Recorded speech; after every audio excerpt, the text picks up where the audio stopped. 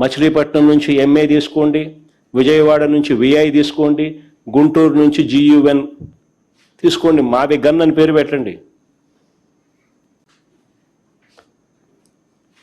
మచిలీపట్నం, విజయవాడ, గుంటూరు, మావి గన్. సరే, గన్ అంటే బాగుండదు నీకు, అది జగన్ అనేది గుర్తుకొస్తుంది లేననుకుంటే సరే వేరే పేరు పెట్టండి.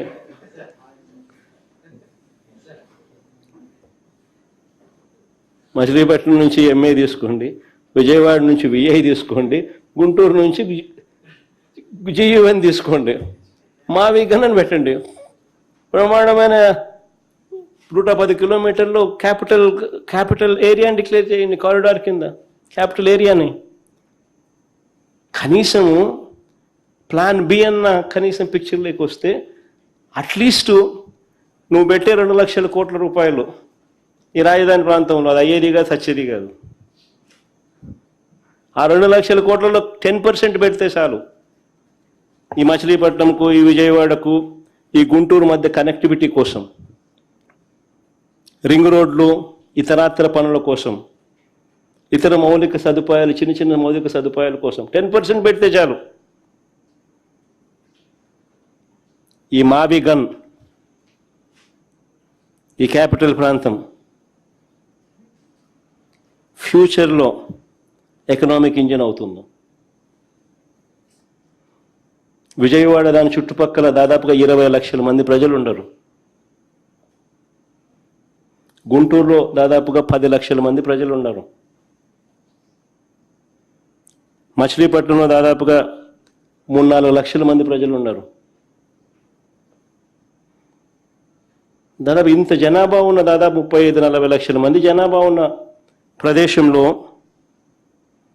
కాస్త ఖర్చు పెడితే అదొక మహానగరంగా, ఒక గ్రోత్ ఇంజిన్గా ఎదుగుతుంది అని ఆలోచన చెప్పినాం. ఇది నచ్చల, మావి గన్ కూడా నచ్చల మీకు.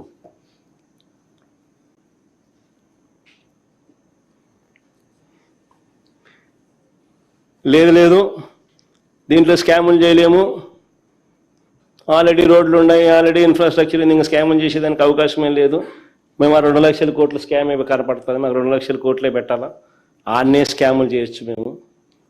రాష్ట్రం ఎటుపోతే మనకేమి, రాజధాని రాష్ట్రానికి లేకపోతే మనకేమి, మన చదువుకున్న పిల్లలకు ఉద్యోగాలు రాష్ట్రంలో రాకపోతే మనకేమి అని చంద్రబాబు నాయుడు గారి ఆలోచనలు. అందుకనే దీనికన్నా లేదు 1,00,000 ఎకరాల్లో రాజధాని కోసమే కట్టాలా, దానికి 2 లక్షల కోట్లు బేసిక్ ఇన్ఫ్రాస్ట్రక్చర్ కోసమే పెట్టాలా, అక్కడ అక్కడే రోడ్లు వేయాలా, అక్కడే డ్రైనేజీలు వేయాలా, అక్కడే వాటర్ కనెక్షన్లు ఇవ్వాలా, అక్కడే కరెంటు. నా జీవితం అంతా అదే చేస్తూ ఉంటా, దానికోసమే అప్పులు తెస్తా, దానికోసమే స్కాములు చేస్తా అని అంటే నిజంగా పెట్టలేరని తెలిసి, అసాధ్యమని చెప్పి తెలిసి, ఉట్టి బేసిక్ ఇన్ఫ్రాస్ట్రక్చర్ కోసమే 2 లక్షల కోట్లు, అది ఇప్పటి ప్రకారం. ఇంక ఇది పూర్తి అయ్యేసరికి అది ఎన్ని లక్షల కోట్లు అవుతుందో, ఎన్ని సంవత్సరాలు పడుతుందో, ఎన్ని దశాబ్దాలు పడుతుందో. సో సాధ్యం కానిది ఒక పెట్టలేరని తెలిసి కేవలం నీ స్వార్థం కోసం నువ్వు నీ బినామీల ఆస్తుల విలువలు పెంచుకునే దానికోసం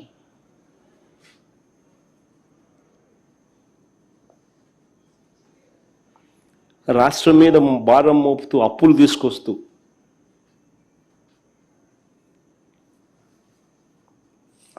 రాష్ట్రానికి సంబంధించిన సంక్షేమాన్ని, అభివృద్ధిని పూర్తిగా గాలికి వదిలేసి రాష్ట్రాన్ని అంధకారంలోకి, అప్పుల ఊబులేకి నెట్టేసే కార్యక్రమం చేస్తూ ఉన్నారు చంద్రబాబు నాయుడు గారు.